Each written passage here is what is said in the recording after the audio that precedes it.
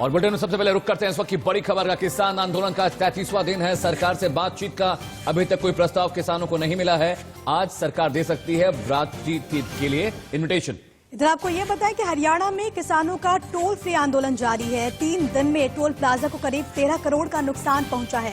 हालांकि बीते रोज जब किसानों ने प्रेस कॉन्फ्रेंस किया था तो उन्होंने खुद सरकार को प्रस्ताव भेजा था। 4 एजेंडे इसमें शामिल किया गया था, जिसमें मुख्य तौर पर उस एजेंडे का जिक्र किया गया जिसकी मांग को लेकर ये जो किसान है वो बीते 32 दिनों से दिल्ली की दहलीज पर, दिल्ली की चौखट पर डटे हुए हैं।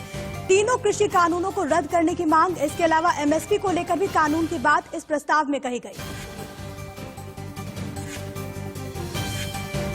तो किसानों को केंद्र सरकार से चिट्ठी के जवाब का भी इंतजार है, लेकिन इस बीच सियासत भी तेज है। केजरीवाल सिंघू बॉर्डर पहुंचे। केजरीवाल ने किसानों को संबोधित भी किया और केंद्र सरकार पर कृषि कानून वापस लेने की बात हो रही। सीएम केजरीवाल ने केंद्र सरकार पर जमकर निशाना भी साधा। किसानों को कहा जा रहा है आतंकवादी हैं, किसानों को कहा जा रहा है राष्ट्रद्रोही हैं। अरे किसान आतंकवादी हो गए और किसान राष्ट्रद्रोही हो गए तो तुम्हारा पेट कौन भरेगा? तुमको रोटी कौन देगा उसके बाद? 70 साल से किसानों को, अपने देश के किसानों को सबने धोखा दिया। सारे नेताओं ने धोखा दिया, सारी पार्टियों ने धोखा दिया। किसानों ने केवल और केवल धोखा देखा है अभी तक। सारी पार्टियां कहती थी तुम्हारे लोन माफ करेंगे, किसी ने लोन माफ नहीं करे। सारी पार्टियां चुनाव के पहले कहती थी तुम्हारे बच्चों को नौकरी देंगे, किसी ने नौकरी नहीं दी। ये तीनों कानून लेके आए हैं।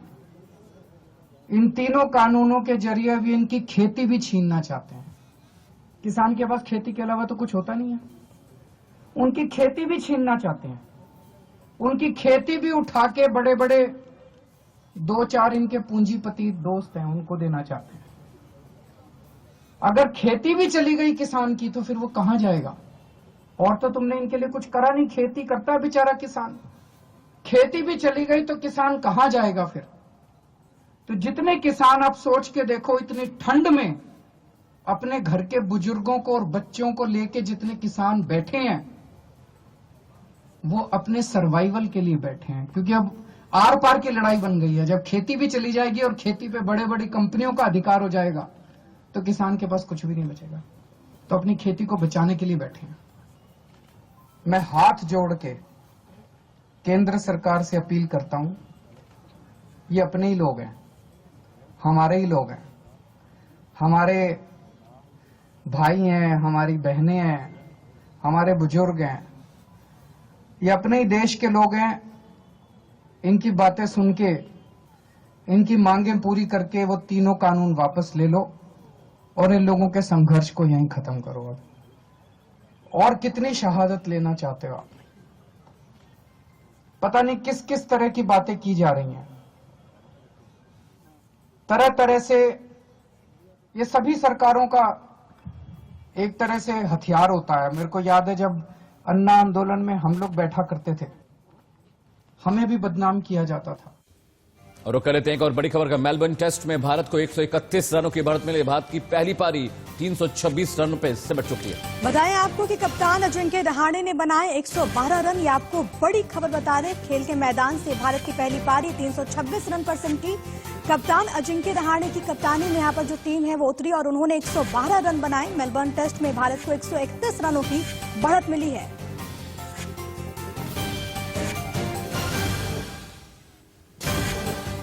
चलिए एक बार फिर से बात कर लेते हैं किसानों की। एक और प्रस्ताव सरकार को भेजने के बाद किसान संगठन सरकार के जवाब के इंतजार में दिल्ली बॉर्डर पर जमे हुए हैं। किसान ने सरकार को वार्ता के 4 एजेंडे बताते हुए चिट्ठी लिखी है। अब इंतजार है कि सरकार कब तक आंदोलनकारी किसानों को बातचीत का न्योता देती है। हालांकि माना जा रहा है कि सरकार जल्द ही किसानों के सामने बातचीत का प्रस्ताव भेज सकती है, लेकिन अगर ऐसा होता है, नहीं होता है, तो एक डेडलॉक की स्थिति फिर से बन सकती है। सरकार की ओर से आज रक्षा मंत्री राजनाथ सिंह ने एक बार फिर किसानों को भरोसा दिया कि MSP खत्म करने का इरादा इस सरकार का ना तो था, ना तो है और ना ही कभी रहेगा। करने का इरादा न इस सरकार का कभी था, न है और न आगे कभी होगा। यहां तक कि मंडी व्यवस्था भी कायम रहने वाली है। दुष्प्रचार करके किसानों को भड़काने की यह कोशिश कतई कामयाब नहीं होगी, मैं पूरी तरह से आश्वस्त हूं। एक बड़ा दुष्प्रचार यह भी किया गया कि किसानों की जमीन कॉन्ट्रैक्ट फार्मिंग के माध्यम से छीन ली जाएगी।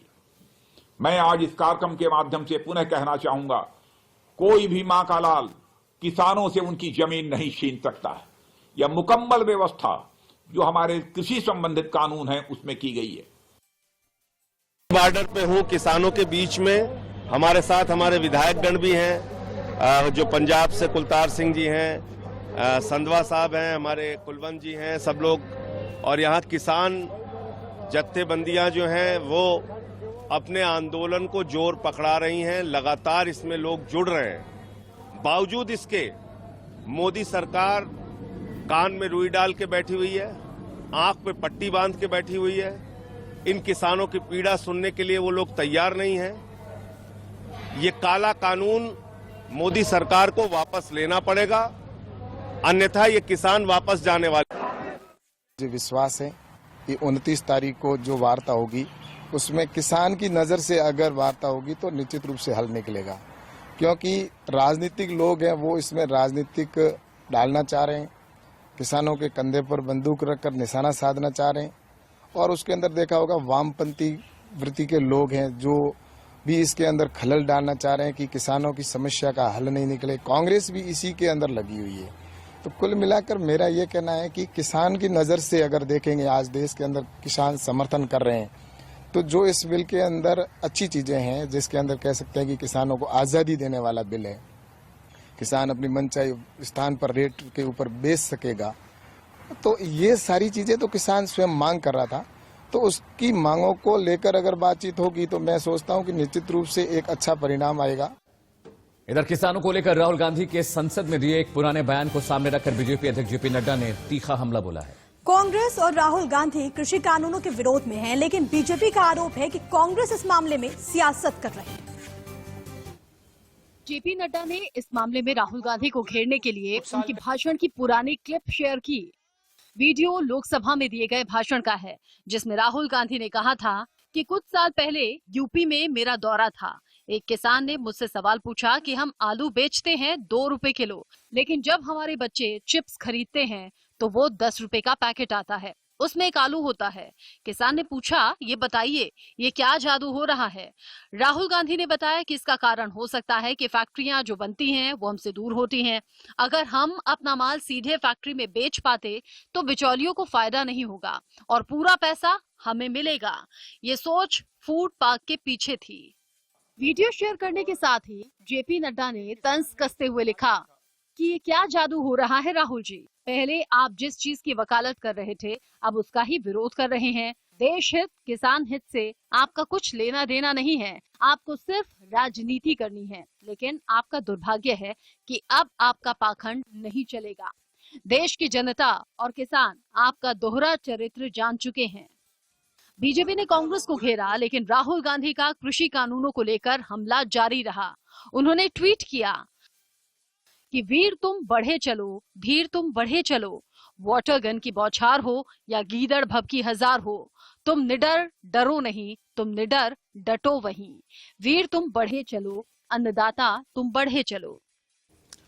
इधर हरियाणा के करनाल में मर्दानी फाउंडेशन ने 50 फुट लंबा खून से लिखा पैगाम पीएम मोदी के नाम भेजा है। उनका कहना है कि वो किसान आंदोलन के समर्थन में अपनी आवाज दिल्ली में संसद तक ले जाएंगे। वहीं यूपी के शामली में किसानों का प्रदर्शन लगातार उग्र होता जा रहा है। आंदोलनकारी किसानों ने ताली और थाली बजाकर कृषि बिल का विरोध किया। सरकार से कृषि कानूनों को रद्द करने की मांग दोहराई। ये 2 तस्वीरें आपकी टीवी स्क्रीन पर है। खून से लिखा पैगाम भेजा गया है तो वहीं थाली बजाकर विरोध जाहिर किया गया। इधर आंदोलन जारी है, लेकिन आगे किसान के एक्शन प्लान क्या होगा? सुनिए किसान नेता सरवंत सिंह ने क्या कुछ कहा इंडिया न्यूज से। मेरे साथ किसान नेता सरवंत सिंह पंदेर जी जुड़ चुके हैं। सर, 29 दिसंबर को मीटिंग होने वाली है सरकार और किसान संगठनों के बीच। इसके बाद क्या आपको लगता है कुछ सॉल्यूशन निकल पाएगा? देखिए, अभी बातचीत के बारे में क्लियर नहीं है। इधर से प्रस्ताव तो किया है। प्रस्ताव ये गया भी 3 कृषि कानून, बिजली शोध बिल 2024 पराली एक्ट, क्या इसकी वापसी भी आप एजेंडे पर बात करेंगे? या सभी फसलों की एमएसपी तय करने का कानून लेके आना है, खरीद हो, वो अभी प्रस्ताव का जवाब तो कुछ नहीं है। अब किससे बात होगी ये भी नहीं। जब सरकार अपना प्रस्ताव भेजेगी तभी कहा जा सकता है 29 को मीटिंग होगी कि नहीं होगी, तो तभी इसके बारे में प्रतिक्रिया सही रूप में आपके सामने हम दे सकेंगे। और जहां तक बातचीत का, तो लगता नहीं है जिस तरह से केंद्र का रवैया है, इस बातचीत से कोई निकलने का कोई उम्मीद है, कोई नतीजा निकले। सर आगे की रणनीति क्या होगी सर, जैसा दिन जा रहा है, क्योंकि किसान लगातार भारी संख्या में आ रहे, क्या और भी किसान आ सकते हैं अलग अलग राज्यों से प्रदर्शन में जुड़ने के लिए? हाँ बिल्कुल, देखिए ये बहुत बड़ी बात है। अब पंजाब, हरियाणा, यूपी, उत्तराखंड एक पैटर्न बन गया। 30 तारीख की तारीख मुकर्रर की गई है। किसान और सरकार में बातचीत के लिए सुबह 11 बजे का वक्त दिया गया। हालांकि देखना बहुत ज्यादा महत्वपूर्ण होगा कि अब सरकार इस पर क्या कुछ फैसला लेती है। लेकिन आपको इधर ये बताएं कि हरियाणा के करनाल में किसानों के लिए आइसक्रीम का लंगर लगाया गया, जहां पर उन्होंने आइसक्रीम का जमकर लुत्फ उठाया। लंगर के लिए भारी संख्या में किसान जुटे। इस दौरान दूसरे स्टॉल पर पकौड़ियां और दाल चावल भी खिलाया गया।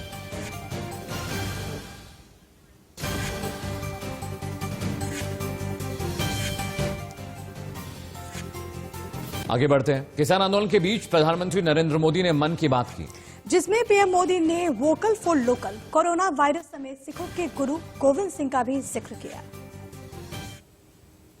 जनता कर्फ्यू जैसा अभिनव प्रयोग पूरे विश्व के लिए प्रेरणा बना। जब ताली थाली बजाकर देश ने हमारे कोरोना वॉरियर्स का सम्मान किया था, एकजुटता दिखाई थी, उसे भी कई लोगों ने याद किया है। साथियों, देश के सामान्य से सामान्य मानवी ने इस बदलाव को महसूस किया है। मैंने देश में आशा का एक अद्भुत प्रभाव भी देखा है। मैं देश के मैन्युफैक्चरर्स और इंडस्ट्री लीडर्स से आग्रह करता हूं, देश के लोगों ने मजबूत कदम उठाया है, मजबूत कदम आगे बढ़ाया है। वोकल फॉर लोकल ये आज घर घर में गूंज रहा है।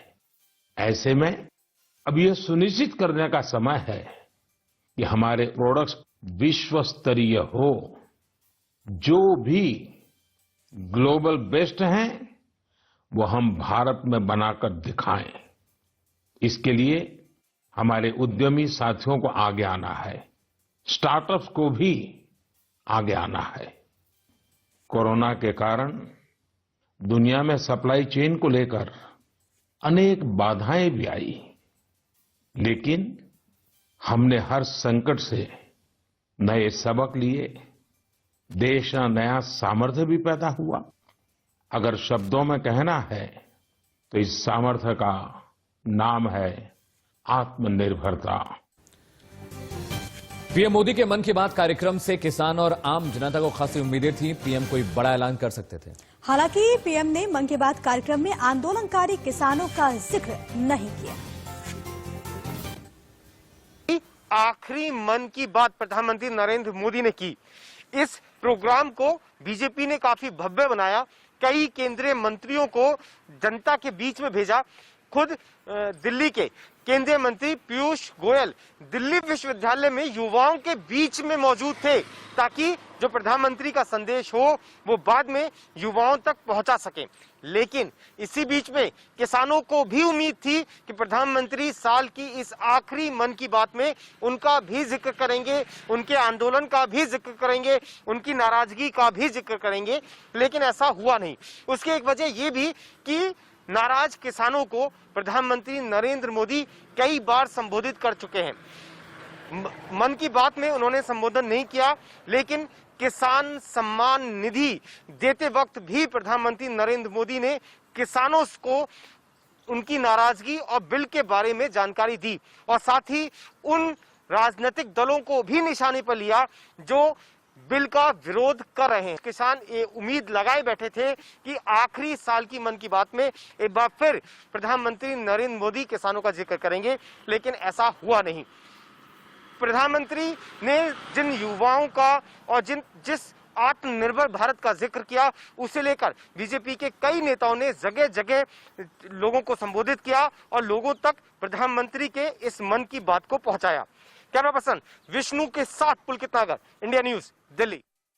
चलिए आगे बढ़ते और बात कर लेते हैं। कोरोना के आंकड़े लगातार बढ़ रहे हैं, लेकिन इसके पीछे गुड न्यूज भी है वैक्सीन को लेकर। आज से हेल्थ मिनिस्ट्री देश के 4 राज्यों में कोरोना टीकाकरण की शुरुआत करने जा रही है।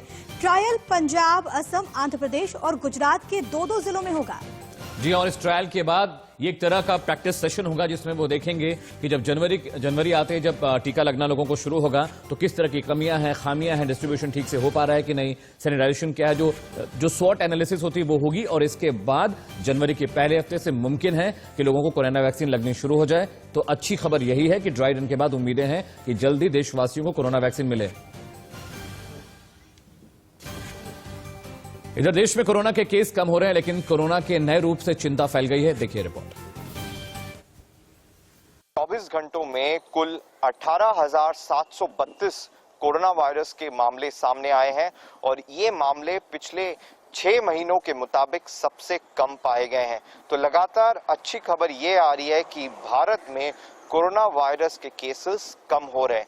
वहीं दूसरा खतरा जो म्यूटेटेड कोविड-19 के जो केसेस आ रहे हैं, स्पेशली जो यात्री यूके से आ रहे हैं, उनमें ये सिम्टम्स पाए जा रहे हैं। हालांकि कुल लगातार जो door to door contact tracing हो रहा है और दिल्ली में अभी तक कुल 19 केसेस पाए गए हैं जो कि यूके से आए हैं और कोरोना पॉजिटिव पाए गए हैं। लगातार इस चीज के लिए सरकार सतर्क है और डोर टू डोर इंफॉर्मेशन भी कलेक्ट करी है इस पूरे मामले को लेके। और वहीं कोरोना वायरस के जो वैक्सीन ट्रायल्स है वो शुरू होने वाले हैं। देश के 3-4 राज्यों में ये वैक्सीन ट्रायल्स एक्सरसाइज किए जाएंगे। ब्रिटेन से बीते एक हफ्ते में केरल लौटे कम से कम 8 लोगों को कोरोना पॉजिटिव पाया गया है। इन सभी के नमूने पुणे में मौजूद नेशनल इंस्टीट्यूट फॉर वायरोलॉजी के लिए आगे के परीक्षण के लिए भेज दिए गए हैं, ताकि पता चल सके कि वो नए स्ट्रेन से संक्रमित हैं या फिर नहीं। फिलहाल इस विषय पर विशेषज्ञों का अध्ययन जारी है। साथ ही उन्होंने ये भी कहा कि इससे घबराने की कोई जरूरत नहीं, परंतु लोगों को पहले की वजह सतर्कता जरूर बरतनी चाहिए। वहीं नए स्ट्रेन की वजह से पश्चिम एशिया में नियम सख्त कर दिए गए हैं। इराक ने इंग्लैंड की यात्रा पर पूरी तरह से पाबंदी लगा दी है। तुर्की आने वाले विदेशी नागरिकों के लिए कोरोना की नेगेटिव रिपोर्ट आना जरूरी है। रुक कर लेते हैं बड़ी खबर का। देश की पहली ड्राइवरलेस मेट्रो ट्रेन की शुरुआत हो गई। पीएम मोदी आज वीडियो कॉन्फ्रेंसिंग के जरिए इसकी शुरुआत करेंगे। बताते चले आपको कि मेजेंटा लाइन से बोटेनिकल गार्डन तक ये मेट्रो चलेगी। 37 किलोमीटर का सफर तय करेगी ड्राइवरलेस मेट्रो। प्रधानमंत्री नरेंद्र मोदी आज इसकी सौगात देने वाले हैं और ये अपने आप में पहला मौका होगा। पहली ड्राइवरलेस मेट्रो है ये पूरे देश की। जी हाँ, 37 किलोमीटर लंबा सफर होगा। बोटेनिकल गार्डन तक आप जा सकते हैं और ये बेहद जरूरी भी था, क्योंकि जिस तरह से मेट्रो में ड्राइवर्स की कमी आई थी तो केंद्र मंत्रालय ने ये प्रस्ताव भेजा था मेट्रो डिपार्टमेंट के पास कि कुछ ऐसी ट्रेनें बनाई जानी चाहिए जो बिना ड्राइवर के चल सकें।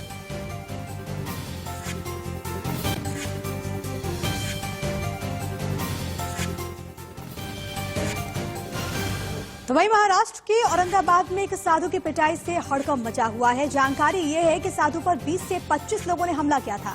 साधु की पिटाई का वीडियो सोशल मीडिया पर वायरल होने के बाद हंगामा मचा हुआ है।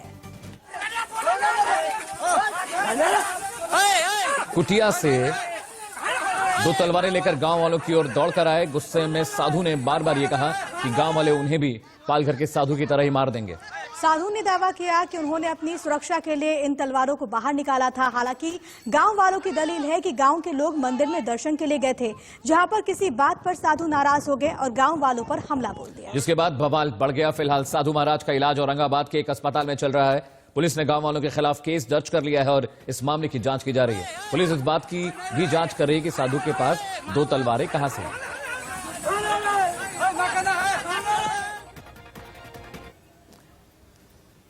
अगली खबर बिहार से। बिहार के मुख्यमंत्री नीतीश कुमार ने एक बड़ा फैसला लेते हुए जेडीयू की कमान अपने करीबी आरसीपी सिंह को सौंप दी है। पटना में पार्टी की कार्यकारिणी की बैठक में आरसीपी सिंह को 3 साल के लिए पार्टी का अध्यक्ष चुना गया। रामचंद्र प्रसाद सिंह को जेडीयू में नंबर 2 माना जाता रहा है। नीतीश कुमार के गृह जिले नालंदा से आने वाले आरसीपी सिंह मुख्यमंत्री के बेहद करीबी माने जाते हैं। यूपी कैडर के आईएएस रहे आरसीपी सिंह ने जेएनयू से पढ़ाई की है। पार्टी के अहम फैसलों में उनकी निर्णायक भूमिका मानी जाती रही है।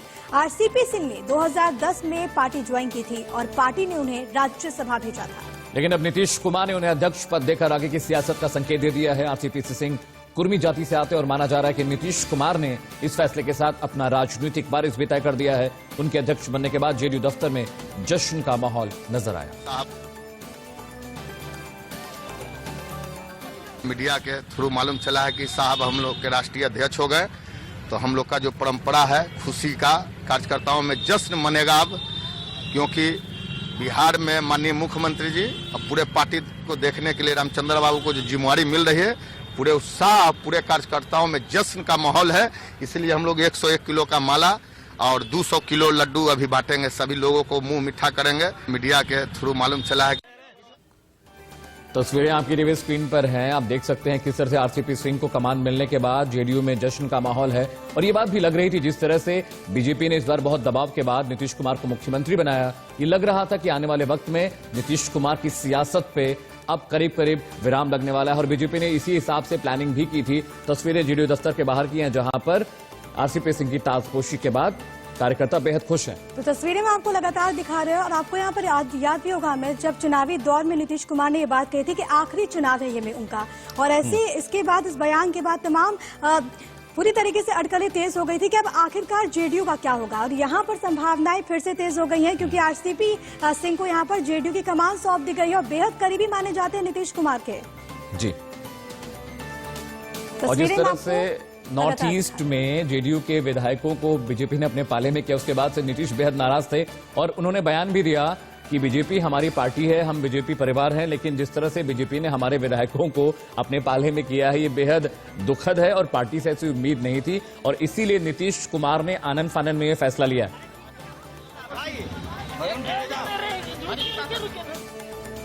इधर यूपी में गाड़ियों पर अब जाति सूचक शब्द लिखवाने वालों की शामत आने वाली खबर है कि सरकार ऐसे लोगों पर चालान करने का फैसला कर सकती है। उन पर धारा 177 के तहत चालान काटा जा सकता है। गाड़ियों को सीज करने का प्रावधान भी हो सकता है। दरअसल यूपी में वाहनों पर जाति सूचक शब्द इस्तेमाल बेहद आम रहा है। अमूमन लोग यहां गाड़ियों पर राजपूत, ब्राह्मण, यादव, जाट, क्षत्रिय समेत तमाम जाति सूचक शब्दों का इस्तेमाल करते हैं। पीएमओ की शिकायत, यूपी सरकार आई है एक्शन में पीएमओ की शिकायत के बाद, और ये एक्शन यहाँ पर लिया गया है, जिसके बाद ये कार्रवाई की बात कही गई है। इधर गृह मंत्री अमित शाह ने रविवार को वो मणिपुर पहुंचे थे, जहां पर उन्होंने कई योजनाओं का शिलान्यास और उद्घाटन किया। इस दौरान अमित शाह ने कांग्रेस पर जमकर हमला बोला। अमित शाह ने कांग्रेस और बीजेपी सरकार के किए गए कामों की भी तुलना की। कहा कि कांग्रेस सिर्फ शिलान्यास करते थे, कभी कोई योजना पूरी नहीं की, लेकिन बीजेपी न सिर्फ योजनाएं शुरू करती है बल्कि उसका उद्घाटन भी कर रही है। इस बीच अमित शाह ने सरकार के किए गए सभी कामों का ब्यौरा जनता को दिया। चुनाव के वक्त भी कांग्रेस पार्टी ने किया था, ना गैस मिलता है, ना केरोसिन मिलता है, ना बच्चों को ब्रेड मिलती थी, सारी चीजों की किल्लत होती थी। होती थी या नहीं होती थी, भाई याद करो जरा, बोलो जोर से, माताएं बहनें बैठी है, बोले होती थी या नहीं होती थी। आज 3 साल हुए, एक भी बार बंद नहीं हुआ है। वही बताता है कि भारतीय जनता पार्टी का जहां शासन आता है वो लोगों के विकास के। अपने मुखपत्र सामना का जरिए शिवसेना ने एक बार फिर से बीजेपी की केंद्र सरकार पर जमकर हमला बोला है। शिवसेना के मुखपत्र सामना में संजय राउत ने तीखा हमला बोलते हुए लिखा कि अगर केंद्र सरकार को इस बात का एहसास नहीं हुआ कि हम राजनीतिक लाभ के लिए लोगों को नुकसान पहुंचा रहे हैं, तो जैसे रूस के राज्य टूटे वैसे हमारे देश में होने में ज्यादा वक्त नहीं लगेगा। राजनीति में हम आरोप, प्रत्यारोप और कटाक्ष को समझ सकते हैं, पर मां भारती को तोड़ने की बात, देश को तोड़ने की बात, ये समूचा देश कतई सह नहीं सकता। जिन शहीदों ने अपने प्राणों को त्याग करके इस देश को आजादी दिलाई, इस देश को एक रखा, उस देश को तोड़ने की बात शिवसेना करती है। हम सवाल पूछना चाहते हैं राहुल गांधी से, सोनिया गांधी से, शरद पवार जी से, क्या शिवसेना की इस देश को तोड़ने की बात से वे सहमत है? तो वहीं उज्जैन में हिंदुवादी संगठनों के काफिले पर हुए पथराव के बाद पुलिस ने उस मकान को तोड़ दिया जिसकी छत से पत्थर फेंके गए थे। इस पूरे मामले में पुलिस ने केस दर्ज करके 36 लोगों को आरोपी बनाया है। 9 लोगों को गिरफ्तार भी कर लिया गया है। मकान तोड़ने की कार्रवाई के दौरान मुस्लिम समुदाय के लोगों ने विरोध दर्ज कराया और धरने पर भी बैठे, लेकिन पुलिस के समझाने से धरना खत्म कर दिया गया। भारत माता मंदिर में आरती और प्रबोधन होने वाला था। इसमें अयोध्या में बन रहे श्री राम मंदिर को लेकर जानकारी सहित अन्य विषयों पर चर्चा होनी थी। हिंदू संगठनों के सदस्य अलग अलग इलाकों से एकत्रित होकर भारत माता मंदिर पहुंच रहे थे। इस दौरान बेगम बाग इलाके में मुस्लिम समुदाय के कुछ लोग और महिलाओं द्वारा पथराव किया गया, इसमें कई लोग जख्मी हुए।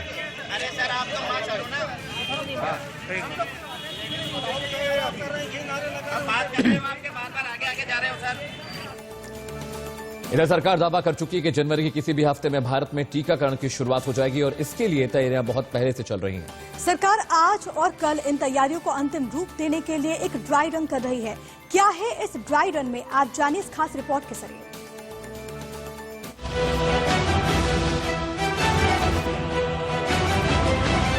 जनवरी के महीने में भी कभी किसी भी स्टेज पे किसी भी सप्ताह में ऐसा समय आ सकता है जब हम भारत के लोगों को पहला जो वैक्सीन का शॉट है वो देने की स्थिति में आ जाए। अगले कुछ हफ्तों में कोरोना की वैक्सीन तैयार हो जाएगी।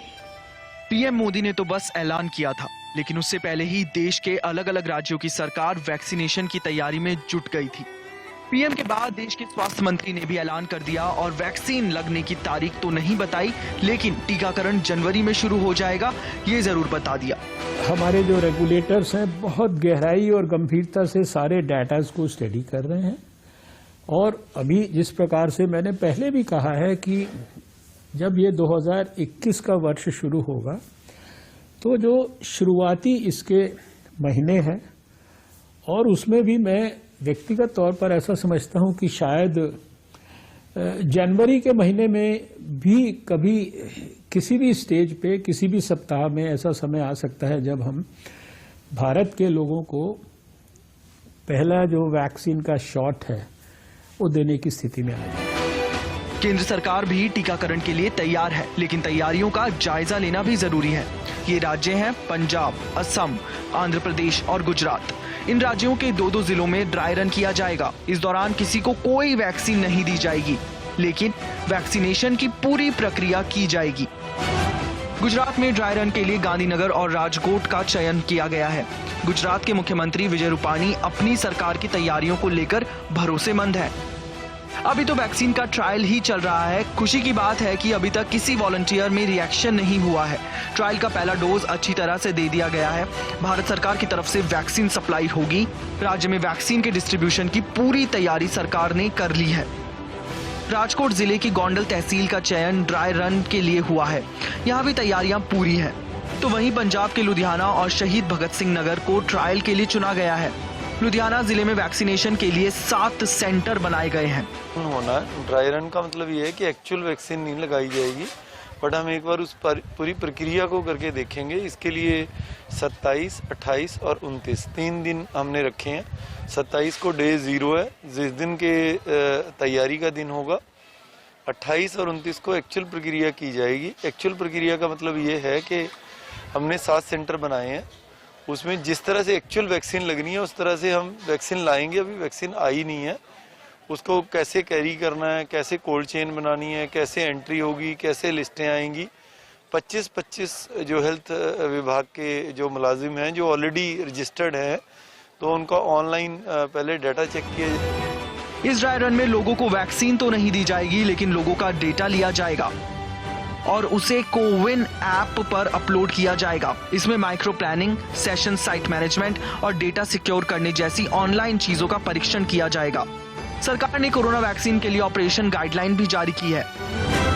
टीकाकरण के लिए 5 लोगों की टीम होगी। इन्हें वैक्सीनेटर ऑपरेटर कहा जाएगा। पहला वैक्सीनेटर ऑफिसर एंट्री पर होगा, जो दस्तावेज देखने के बाद ही सेंटर पर आने देगा। दूसरा ऑफिसर कोविन से डेटा मिलाएगा। तीसरा वैक्सीनेटर ऑफिसर डॉक्टर होगा और वही वैक्सीन भी देगा। बाकी 2 वैक्सीनेटर 30 मिनट तक मरीज को देखेंगे और भीड़ को कंट्रोल भी करेंगे। सरकार की तरफ से वैक्सीनेशन का पूरा ब्लूप्रिंट तैयार किया गया है और राज्य सरकारों के साथ साझा भी किया गया है। टीका लगाने का समय सुबह 9 बजे से शाम 5 बजे तक होगा। एक दिन में 100 से 200 लोगों को वैक्सीन दी जाएगी। टीका लगने के बाद 30 मिनट का इंतजार करना होगा। टीकाकरण के लिए रजिस्ट्रेशन कोविन ऐप पर ही होगा।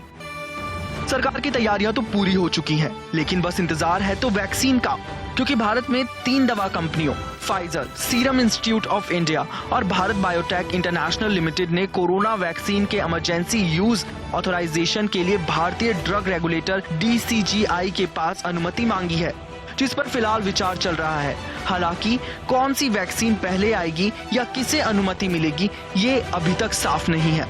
निष्ठा श्रीवास्तव के साथ Swati Mishra, India news. Corona का टीका कोई जादू की छड़ी नहीं जो लगी और दुनिया से कोरोना खत्म हो गया। हर दावे के बाद साइड इफेक्ट हो सकते हैं, लेकिन अमेरिका और ब्रिटेन में फाइजर की वैक्सीन लगाए जाने के बाद एलर्जी की शिकायतें मिली, जिसके बाद सवाल उठ रहे हैं। सरकार का दावा है कि अगले साल के पहले महीने यानी कि जनवरी में वैक्सीनेशन शुरू हो सकता है, लेकिन उससे पहले ही लोगों के मन में आशंकाओं के बादल उमड़ने लगे हैं। क्या वैक्सीन सेफ रहेगी या फिर नहीं? इन सवालों के बीच फिक्र कम करने वाली खबरें भी आई हैं। इस खास रिपोर्ट में आपको दिखाते हैं।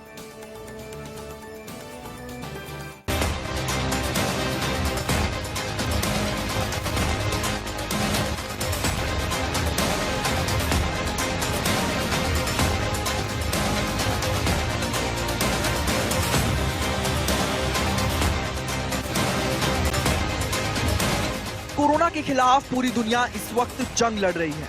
दुनिया के कई देशों में जहां वैक्सीनेशन शुरू हो गया है, तो वहीं भारत सरकार ने अगले साल यानी 2021 के जनवरी महीने को टीकाकरण के लिए चुना है। यानी एक बात तो साफ है कि जनवरी के किसी भी हफ्ते या किसी भी दिन से देश में वैक्सीनेशन की प्रक्रिया शुरू हो जाएगी। लेकिन इस वक्त जो सबसे बड़ा सवाल देश की जनता के दिमाग में उमड़ घुमड़ रहा है, वो ये कि आखिर वो कौन सी वैक्सीन होगी जो भारत के लोगों को लगाई जाएगी। भारत में 3 दवा कंपनियां यानी कि Pfizer, serum institute of India और भारत बायोटेक इंटरनेशनल लिमिटेड को कोरोना वैक्सीन के इमरजेंसी अप्रूवल का इंतजार है। वैक्सीन के इमरजेंसी यूज ऑथराइजेशन के लिए भारतीय ड्रग रेगुलेटर DCGI के पास से अनुमति मांगी गई है, जिस पर अभी भी विचार चल रहा है। 3 वैक्सीन पाइपलाइन में है और उनके अप्रूवल मिलने का इंतजार है। तो जान लेते हैं कि आखिर अब इनका स्टोरेज कैसे होगा।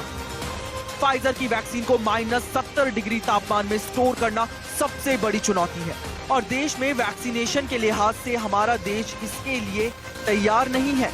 कोविशील्ड और कोविवैक्सीन दोनों को 2 से 8 डिग्री तापमान में स्टोर किया जा सकता है और इसके लिए देश में इंफ्रास्ट्रक्चर भी मौजूद है। इस लिहाज से और सेफ्टी पर उठ रहे सवाल के लिहाज से फाइजर की वैक्सीन के चांस ना के बराबर है। कोविशील्ड और कोवैक्सीन ही रेस में बाकी बचते हैं। दोनों ही वैक्सीन को बनाने वाले वैज्ञानिकों की कंपनियों ने दावा किया है कि ट्रायल में कोई भी गंभीर साइड इफेक्ट नहीं मिला है। निष्ठा श्रीवास्तव के साथ स्वाति मिश्रा, इंडिया न्यूज। तो ब्रिटेन वाले इस कोरोना से डर और चिंताएं दोनों ही बढ़ गई हैं। एक बड़ी खबर मिल रही है कि ब्रिटेन से लौटे तमिलनाडु में 13 लोग संक्रमित पाए गए हैं। संपर्क में आए 12 लोगों की रिपोर्ट पॉजिटिव आई। सभी के सैंपल जांच के लिए भेज दिए गए। जिस तरह से ब्रिटेन में नया स्ट्रेन कोरोना का आया है, सभी फ्लाइटें रद्द कर दी गई थी। बावजूद इसके इन्फेक्शन इंडिया, अमेरिका और कई यूरोपीय देशों में पहुंच चुका है और लगातार ब्रिटेन के वैज्ञानिक इस पे काम कर रहे हैं। और डर सभी को यही है कि जिस तरह से म्यूटेशन के बाद कोरोना नए नए रूप ले रहा है, आखिर इस पर लगाम कैसे लगेगी। रुक करते हैं अगली बड़ी खबर का। पहाड़ में बर्फबारी लगातार हो रही, इसकी वजह से मैदानी इलाकों में शीतलहर चली। जम्मू कश्मीर, हिमाचल में जबरदस्त बर्फ पड़ी है। तो वहीं मसूरी में भी मौसम की पहली बर्फबारी हुई है। दिल्ली में शीतलहर तेज हो चुकी है। 4 जनवरी तक मौसम सर्द रहेगा, यह अंदेशा मौसम विभाग की ओर से जाहिर किया गया है। तो ठंड का टॉर्चर जारी है। देखिए, कोरोना का भी कहर है, सर्दी का सितम भी है। आपको बहुत ज्यादा सुरक्षित रहने की जरूरत है, क्योंकि आने वाले कुछ दिनों में राहत मिलने की उम्मीद बेहद कम है। और जिस तरह से पहाड़ों पे बर्फबारी हो रही है, उसका सीधा असर मैदानों पे देखने को मिल रहा है।